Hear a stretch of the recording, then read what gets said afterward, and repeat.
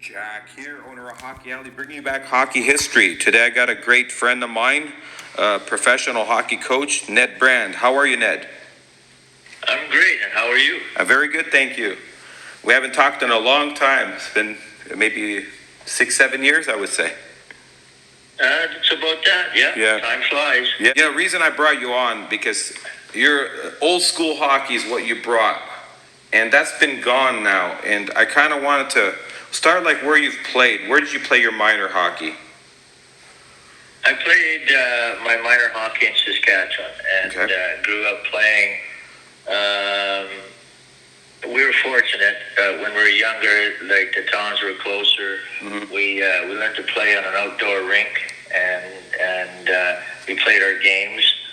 And we thought it was great because we were able to leave school 15 minutes before school was out to go to the one town because we had to get the game in before it got dark. But my younger years were played out on a outdoor rink, and then we progressed into the closed-in rinks. One of the things that I remember and it kind of made our development, and when I say made, was my brother and I. So we played senior hockey with my dad at a very young age, and my dad was drafted by Toronto Maple Leafs, but never got out there. But long story short, all the guys that we were playing against kind of feared him, so they came after my brother and I, and that's where we developed our toughness at an early age. Then I went on to play junior in Saskatchewan, and then progressed from there. And after that, you got into coaching. How many years did you coach total?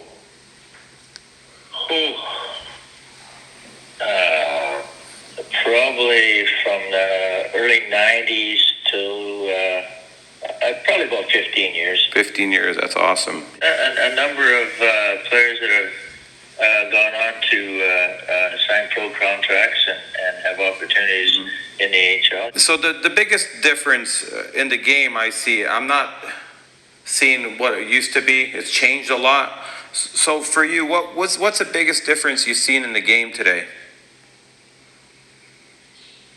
Well, I believe that one thing for sure is that all the players are more accountable as far as conditioning is concerned, and they have to play at a full-out pace for 60 minutes of the time they turn the ice, which I believe is much better for the game. In the past, you had the high-end goal scorers just kind of floating around, and they didn't know what the end of their rink looked like. And then you had the other guys that did all the mucking and the work. So there was a big disparity between the high-end players and the lower-end players. What I like to see is, some of the better coaches is what I, use 4 lines and successfully. And all you have to do is look at some of these teams that are losing in the playoffs and stuff like that. They're down to 2 lines and they can't figure out why they're not winning. The one part that I don't like is how they made the game so soft in the aspect of, you touch somebody with a stick, or you go to, lift up their stick, or you get it in front of somebody and he falls down. We need to tighten up that aspect of it and not be so ready to call a penalty on basically everything. And then I think it'd be much better. It was, like during the time that I played, it was the stick was used too much. Everything else was, that had to be controlled, and it was taken away from the game somewhat. But I think they've gone too far, and if they take a step back and got somewhere in the middle, it would be it'd be a great game. It's still a great game going on right now, the speed and stuff like that, especially with the players and stuff. Yes. But some of the penalties are a little ridiculous. I agree. Too soft. When you coach, can you tell the viewers how tough your on a player who went offsides once in a game or an icing, what would happen to them? Well, I listened to the other broadcast that you had with Mr. Grinovich, Yes. and I think that both of you may have embellished some of the stories. I don't think they were quite that extreme. But when I looked at an offside, okay, and I always felt that you were being selfish towards the other people out on the ice at that time. Yes. So, and it wasn't something that automatically you were punished for it, but you were told how detrimental that was to what we were doing. And if you continued to do that, then you had an opportunity to sit right beside me on the bench while I grumbled and probably cursed a little bit about not being able to get into their end because we're being selfish and such like that. Yeah. And then there might have been some retribution at practice on I remember skating skills. everybody skated. I'm going to put it out there. It was like after I listened to that, I felt like I should be looking for the police to come to my door with a No. search warrant. No. It made us better hockey players for sure. There was one story, and I tell people, and they don't believe me. So there was one road trip where we broke curfew. You went with 6 players in that game. Did you think you had a? Yes. I remember that, and I brought that. That actually happened to me when I was younger. But Oh, really? to me, to me, coaching was not about just winning. It was about developing the players to go to a higher level. And I was showing them everything what it took to get there. Yeah. So going back when I was younger, my brother and I were playing junior hockey, and there was a party going on. And of course, us being the rookies of the team, chose to stay there later than what we were supposed to. Well, the veterans kind of snuck out and went home, and then the coach and that caught us there. So we were on a road trip the next day, and the game was being announced on the radio, and there was about 4 of us that were sat on the bench the whole game, not allowed out there, and the radio announcer is announcing back to my parents how we'd missed curfew, and the coach is showing them how detrimental this to the team, and just like you said, the guys were getting tired because we were short. I remember sitting on the bench, and there was no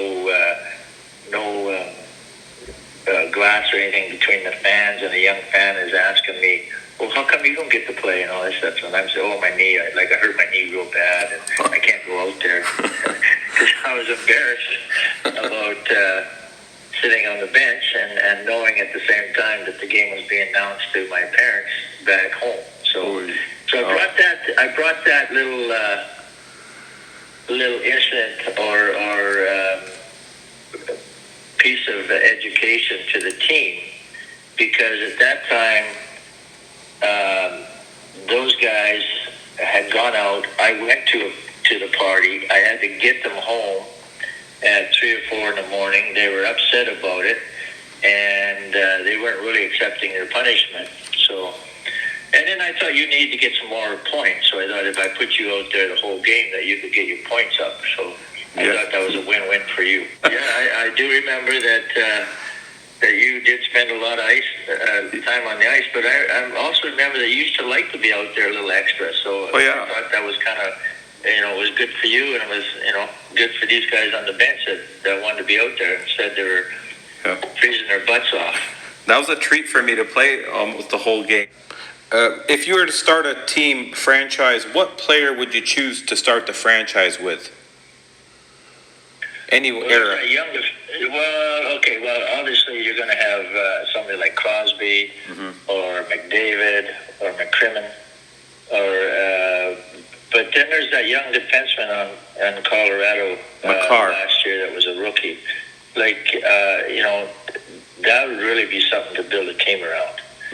but again, defense is really a hard position to build around. But if you go back, Crosby, his work ethic, and I watched him, and he plays like a fourth liner instead of a first liner. He just puts that effort into it in every way, and I think that's why they keep going. Where they don't have the greatest team, but his work ethic is unbelievable. I would ask him if I was coaching him. I'd ask him not to be such a two-way player as much as he is, and give him a little bit more freedom as far as an offensive player. Yes. Because when he's behind the, digging the puck out from his own end and stuff like that, he's not in those scoring chances. And that's the same thing that happens sometimes in Edmonton with McDavid. He is left blue line because certain defense are back in the corner of the opposing end trying to play forward when you have the greatest hockey player in the world trying to protect the blue line. That's not a good scenario. And they don't see it. I don't know if the Oilers staff sees that or not. I'm not sure. Well, they don't. Yeah. Same thing happens in Vegas. The same type of defenseman there. Same thing. He can pick the puck up and go from end to end, lose it in the corner, and has no idea really how to play defense properly when he's in his own end. Yes. Yeah. And that's not Pietrangelo. He's great. Yeah, and it's not Martinez, right? No. I think we're narrowing it down. I'm just kidding. Yeah, well, okay, it's Theodore. Theodore. The way he plays defense.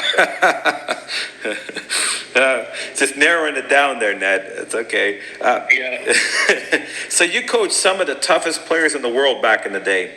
How would you compare them to the toughest players of today, like a Tom Wilson or Ryan Reeves? I mean, there's not many tough guys anymore, but what would you think of back in the day compared to now?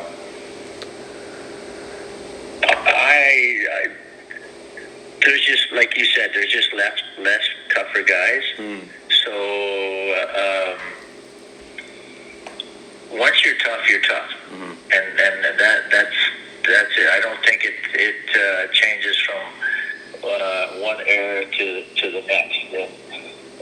There were just more tougher guys back there because they had to be, and some of the guys were small that did it, but they worked at it. They worked at it in the gym and on the ice. So you cannot say when you square off with somebody, okay,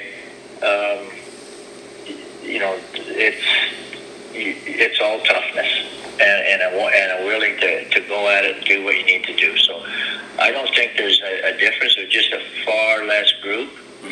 And so these tough guys don't have to fight as much, and they're more intimidating. Like, I can't imagine getting grabbed by Lucic, how strong he is. Yeah. And so, but he doesn't, he gets to play the game, which is good. I remember that I used to do that a little bit, and it wears on you. So sometimes the fun of the game is taken away because you're too busy worrying about or looking after somebody or thinking about the next fight you're going to have. So the tough guys are still tough, and from one era to the next, they're still tough. They're going to be the same.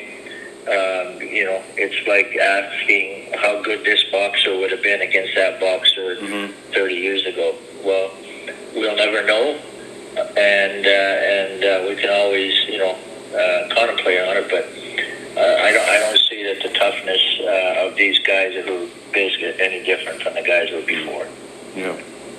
And you never liked the dump and chase back in the 90s, and that was rare. A lot of coaches wanted a dump and chase style of play.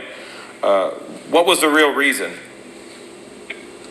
Well, the real reason is because the best place for the puck is on your stick, no matter where you are, okay? Unless you've got a bunch of the opposition coming on you, but you're in control at that time. So you're coming down the ice, and if you dump it in, you're giving the puck away, and now we got to go back and fight for it. Yes. So you and don't get me wrong, there was times that we had to do that, but when you could go in and control it and keep possession of the puck, that's the game. Yeah. And they do it so much more now. But I play defense. You dump the puck in the corner on me, you're not getting it again. Yeah. That was my mindset. I don't care how many guys, I'm keeping that puck. So that was the reason. Like, you're scaled. We have enough players that we can get over that blue line, get in there and set it up, and manipulate passes and stuff to make a goal. That was the reason. Yeah. Number one, best place for the puck is on your stick. Yes. True. And I remember we had like 3 power play breakouts, and then we also had, I think, 2 or 3 regular breakouts. I mean, we had to memorize everything when you were running us out there. Wasn't that easy? Well, we had 3. I think we had actually 4 power play breakouts from our end. Mm-hmm. And back then too, we had to make sure that we weren't offside or a 2-line pass. Yeah. And that's why we had to be so structured, because we had smaller room. Then once we got into the end zone, we had 5 power play setups in their zone that we could manipulate and use at different times. And we had to learn them and had to be precise, especially the breakout, because what we'd do is come along the side.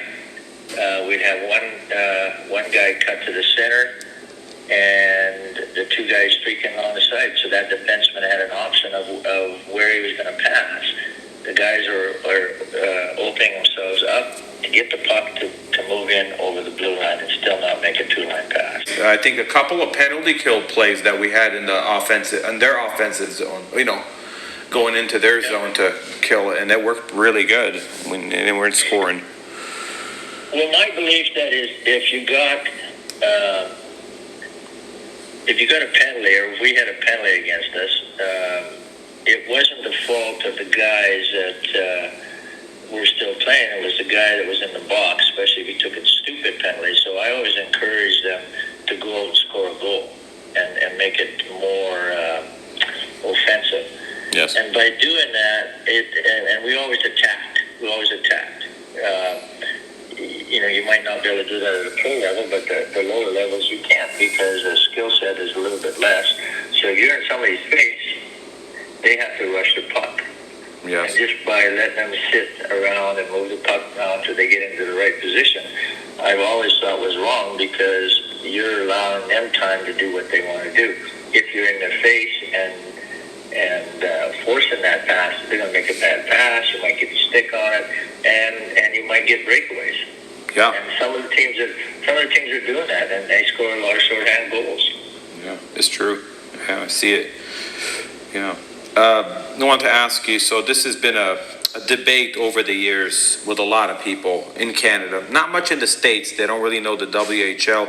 Which, to you, is a better hockey league? The Western Hockey League, which is major juniors from 16 to 20, or college hockey D1? I believe that major junior is the best, because it's a stepping stone to the pros. So, and like you said, it's been a debate for a long time. But when you're playing there, you're actually playing with some of the pros that are going to be on and making a difference in the NHL. So you're as close as you can be to playing pro hockey when you play major junior hockey. Now, if you're playing football, you've got to play college football, and right from college football you go to the NFL. It's basically the same with major junior. So, yes, people will say, well, you don't get enough time to mature. You don't. College gives you an education. Yeah, that's right. But you are focused on a professional career there, and you are getting probably some of the best training. You're playing the same amount of games, so the transition from one to the other isn't that great, especially if you're one of the elite players. Mm-hmm. And then again, I think too the atmosphere of it and playing at that level and playing with those guys is something great. Yes. But there's always going to be pros and cons. That's just my feel of it. That's the way I've always kind of gone with it. I said, like, you're going to play pro hockey, you need to play major junior. And I want to ask you, Connor McDavid, would he have survived back in the 1990s with a style of hockey, having like a Scott Stevens out there? Do you think he would have been able to survive? Well, yes, he would have. I truly believe, because you adapt to your situation. Okay, so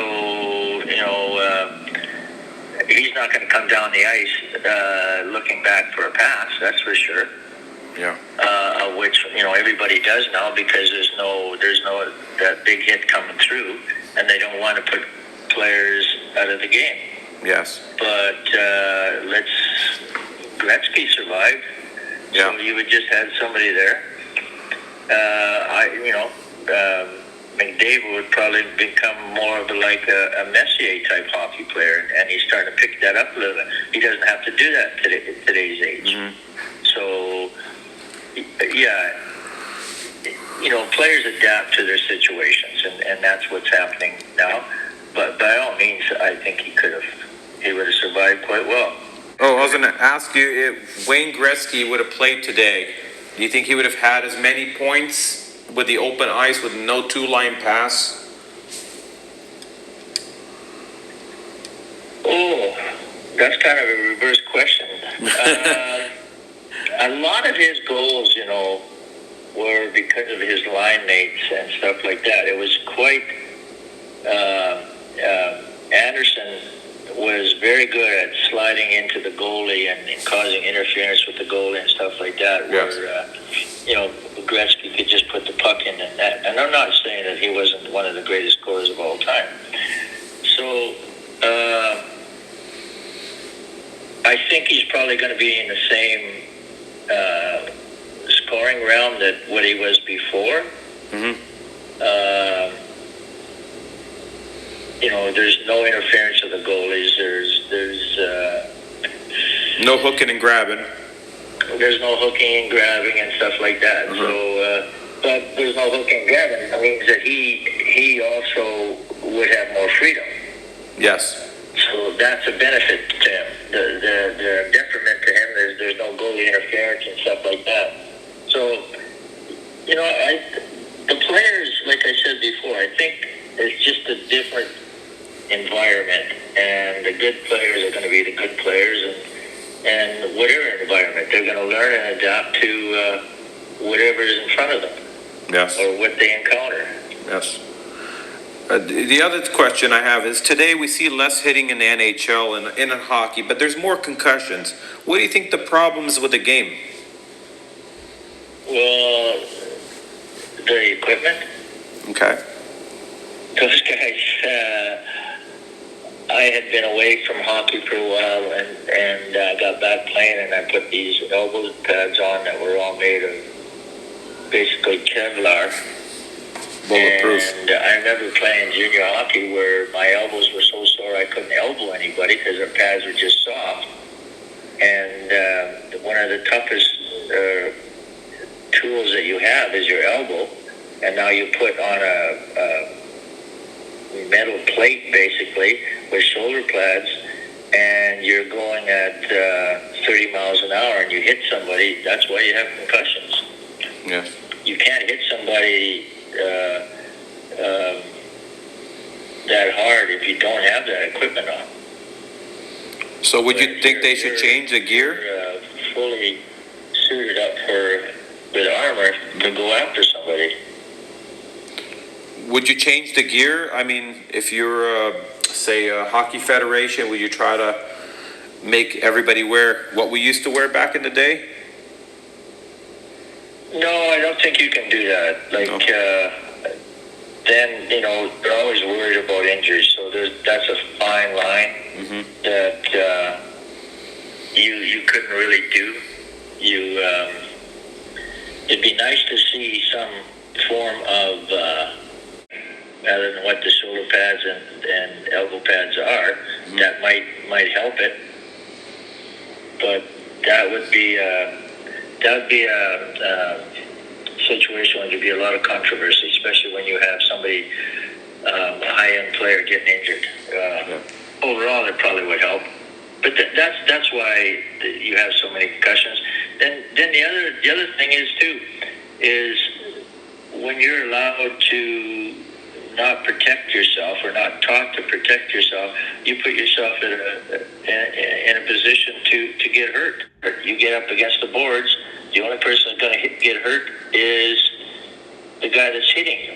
That's been taken out of the game with the penalties and stuff like that. So we've transitioned to a time that our equipment is way better.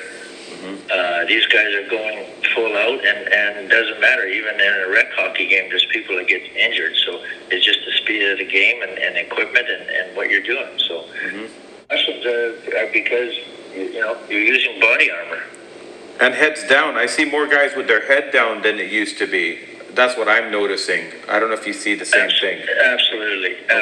Again, and that's you're allowed to, because you don't have to look up, because nobody can come across and take you out.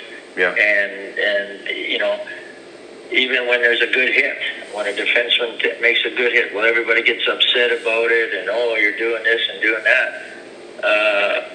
Quite honestly, when I played junior hockey, if I didn't hit you hard enough for you to be carried off the ice or out of the game, then I wasn't playing hard enough.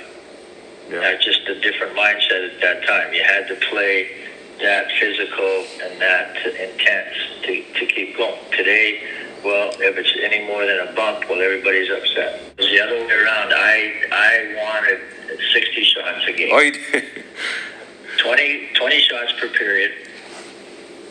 And I remember that quite clearly, that I wanted 60 shots a game.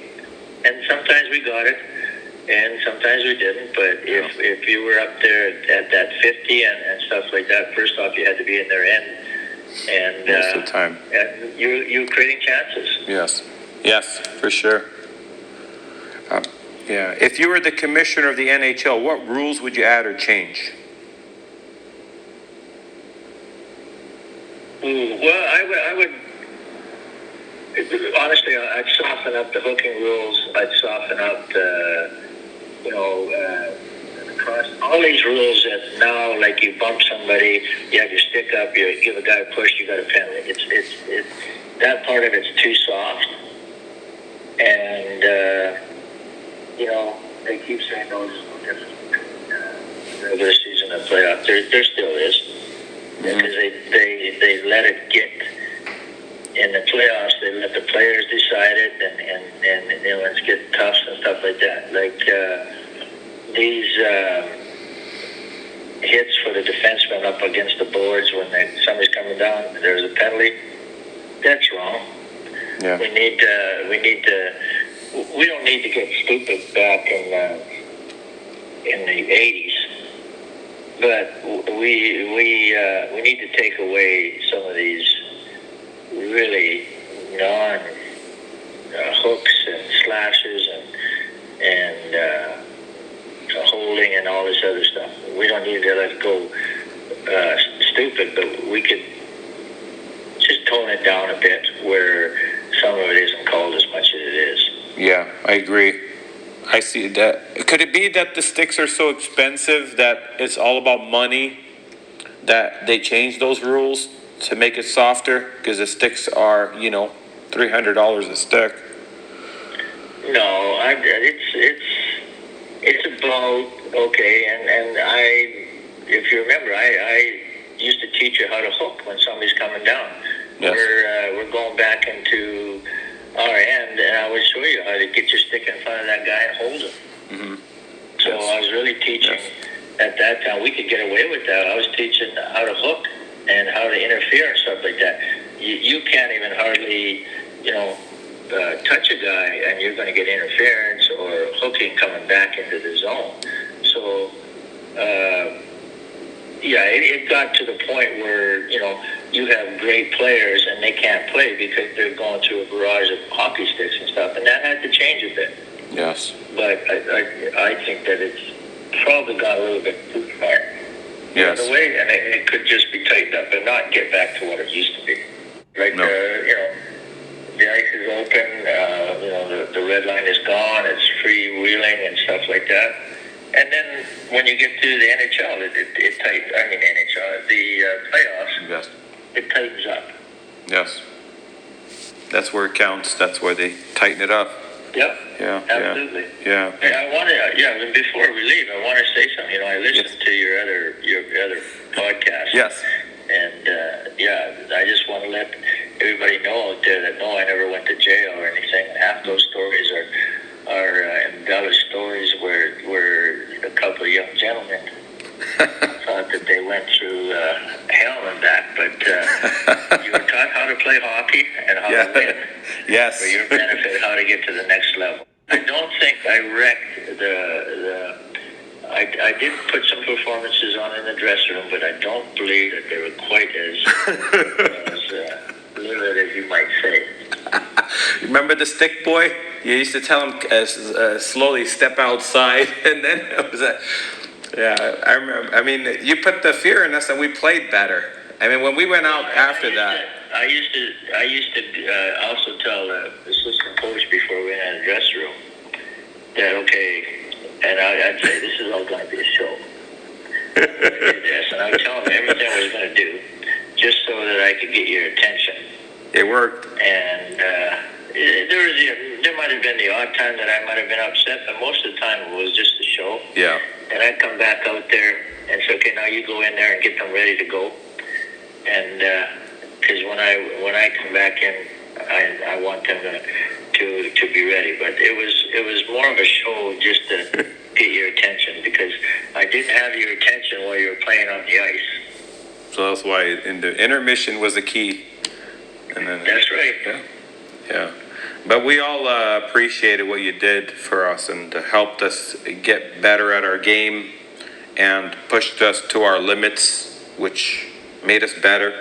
And you're my favorite coach, and Jason and I both agree. We've had a lot of coaches, and you've taught us a lot. I mean, we had so many different plays. Every team that I've been on, other than they never did any of that. So it was just one play for everybody. So what you've done, you were already, a lot. The same for me. Like when I went through, I never really had anybody showing me anything and stuff like that. And all I remember a lot of times, well, you're doing this too much. Well, and I used to think, well, show me what I should do. Mm-hmm. Or I remember one coach in junior, like he had no clue. He had no clue what to do as far as plays, and we won 8 games out of 65 games. Wow. So that's and then he just, he was trying to push us and everything else, and like this, and so when I started coaching, I always believed it wasn't for me to succeed as a coach. It was me to succeed with you guys, and your accomplishments were my success. I wanted you guys all to play pro hockey. Yes. I knew you weren't going to all play pro hockey, but I wanted you to keep driving yourself to think that and yes. to at least get better to the next level. And yes. and there was guys that shouldn't even been there. And so I give them roles where they could succeed at it rather than failing. Just go out there, make a couple checks, do this. You get the puck, put it here, and if you score, great. That's just a bonus. Yeah. So everybody had a job, like you and Grinovich. Well, you guys are supposed to score goals and even go in the corner and get the puck once in a while, which you didn't really like that much, but you learned how to do that. Well, the one thing I hear with coaches is you got to believe in the process. You got to, we have a process, and I so disagree with that, because my thought process was, okay, we're going to have so many plays, and we're going to be so good at it in the practice, and we're going to be, oh, wow, we're so good. We can move the puck here and stuff like that. But so many coaches forget that there's 5 guys on the other side of the ice that are going to try to do everything to screw you up. So you have to change, and a lot of times you have to change in the game based on who you're playing. Yeah. If you just stick with this process, okay, we're just going to keep going out, and these guys are interfering with this and screwing everything up, then you got to change. And it's not the player's fault; it's the coach's fault. Yes. You got to have. That's why we have more than one play. Yes. Okay, this is not working. This is not working. But these guys are more skilled, or these guys work the body a lot more. So every game has to have a different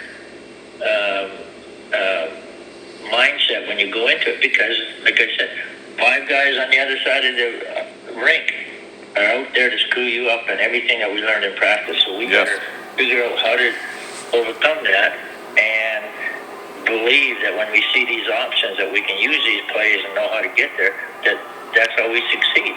And if you're playing to play at the next level, then you're going to become a better hockey player. Yes. And if everybody's doing that, then we become a better team. And you're by far one of the best shots I've ever seen. Like Oh, thank you. from the center ice hitting the crossbar, and then from the other end of the rink shooting it over the net and all that kind of stuff. Well, okay, great. That was pretty good. I know I couldn't do that. I probably could have went to your school and learned how to shoot. That wasn't one of my biggest attributes in playing hockey. I want to thank you so much for coming on and talking to me and doing the interview. It was awesome. Have a good one. Thank you so much. Well, have a good one and continued success in what you're doing. Thank you, Ned. Thank you so much. Take care. Bye-bye. Okay. Thanks. Bye. Okay, bye.